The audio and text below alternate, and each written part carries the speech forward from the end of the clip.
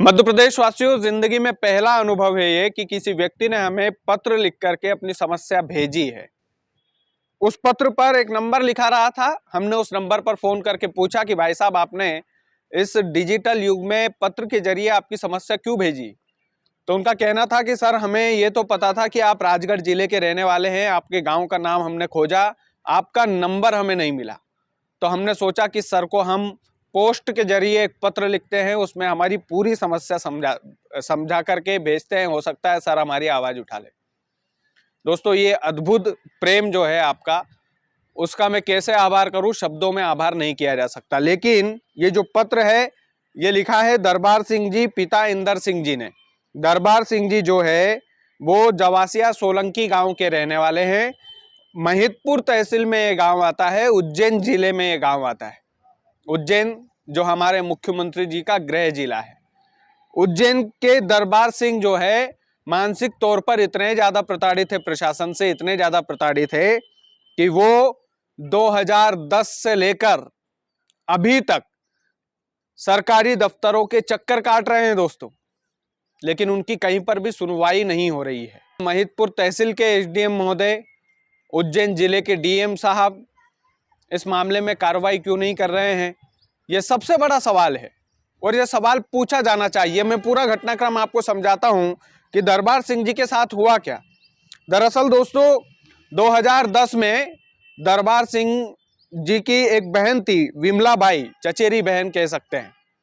तो विमला बाई जो है, उनके पिताजी शांत हो जाते हैं, तो वो नीरज पिता सीताराम जायसवाल को 4 बीघा जमीन बेच देती है और 4 बीघा जमीन बेचती है 2010 में। तो उस समय उस जमीन की कीमत वाकई में कम होगी। बेचती इसलिए विमलाबाई क्योंकि पिताजी की मौत के बाद कुछ हक उनका भी हो जाता है, लेकिन असली कागज विमलाबाई के पास भी नहीं होते। उसके बाद में क्या होता है दोस्तों, 2 लाख की रजिस्ट्री लिखी हुई होती है, 2 लाख की रजिस्ट्री, लेकिन असलियत में 7 लाख रुपए लिखे होते हैं रजिस्ट्री में। यह आरोप है दरबार सिंह जी का।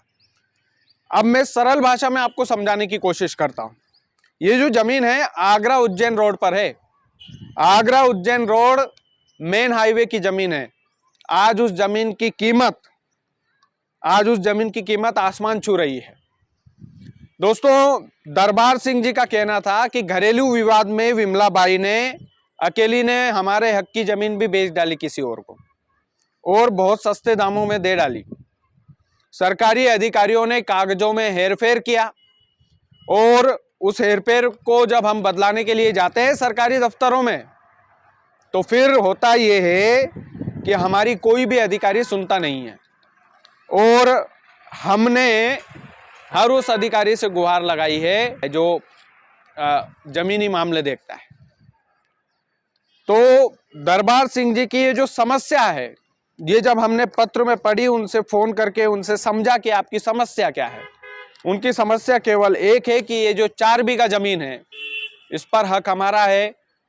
इसको बार बार अलग अलग लोगों के द्वारा खरीदा और बेचा जा रहा है। हमें समझ में नहीं आ रहा है कि अभी जिन लोगों से हम संपर्क साधने की कोशिश कर रहे हैं, वो हमसे करोड़ों रुपए मांगते हैं, कम से कम 1 करोड़ से ऊपर मांगते हैं। हम कहां से लेकर आएंगे? हमारी ही जमीन का पैसा हम क्यों दें? सिंपल सी भाषा में ये इनका पूरा मामला है। जमीनी मुद्दे में अनुमान उठाता नहीं हूं, लेकिन चूंकि इन्होंने पत्र भेज करके बड़ी उम्मीद से हमें पूरी जानकारी दी, हमसे उम्मीद लगाई, हमारे चैनल से उम्मीद लगाई कि मुख्यमंत्री मोहन यादव जी के जिले में, गृह जिले में ये क्या हो रहा है, ये जो जमीन छीना झपटी हो रही है उज्जैन के अंदर, इसका जिम्मेदार कौन है? इसकी जांच सरकारी अधिकारी भी क्यों नहीं करते हैं?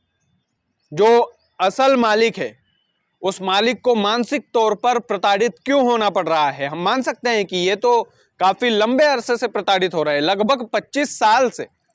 जो व्यक्ति 25 साल से प्रताड़ित हो रहा है दोस्तों, वो हमारे म्हारो राजगढ़ चैनल से ये उम्मीद लगाए हैं और पत्र लिख करके हमें भेजा है कि आप हमारी समस्या को जनता तक पहुंचाइए, सरकारी अधिकारियों तक पहुंचाइए, डीएम एसडीएम तक पहुंचाइए, तहसीलदार साहब तक पहुंचाइए, पटवारी जी तक आपका वीडियो पहुंचना चाहिए है।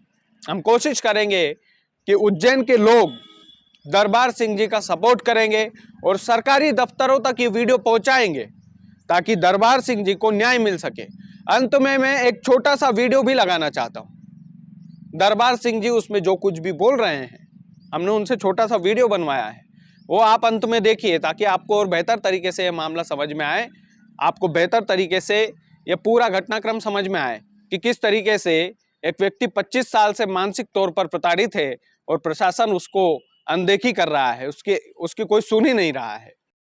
शासन प्रशासन से हमारे गरीब परिवार से निवेदन है कि हमें जैन समाज के लोग लगातार छन्नू से प्रदान करते आ रहे हैं। शरद बटेरा द्वारा छन्नू में 50,000 के 4 लाख रुपए देके उसे वापस जमीन ली थी। उसके बाद में मनोज जैन डाबला हरदू, दूसरा नंबर शरद बटेरा, अरविंद शर्मा घटिया, यूसुफ पठान, सूरज सिंह इंदौर और शरद काले इंदौर, इनके द्वारा हमारी जमीन बिना विभाजन से 4 बीघा जमीन इस खाते में रजिस्ट्री करा ली है।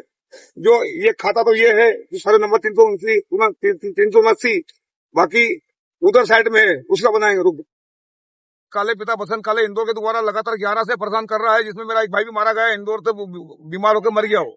2011 से परेशान किया जा रहा है, जिसके 7 लाख रुपए देकर एक रजिस्ट्री करवा ली। और अभी उसके दलाल अरविंद जैन शर्मा जो घटिया है, मनीष जैन उज्जैन है, इनके द्वारा 1 करोड़ 20 लाख रुपए हम गरीब परिवार से मांग रहे हैं। इतने पैसे कहाँ से लाऊंगा मैं? मात्र इनका डबल देने को तैयार हूँ।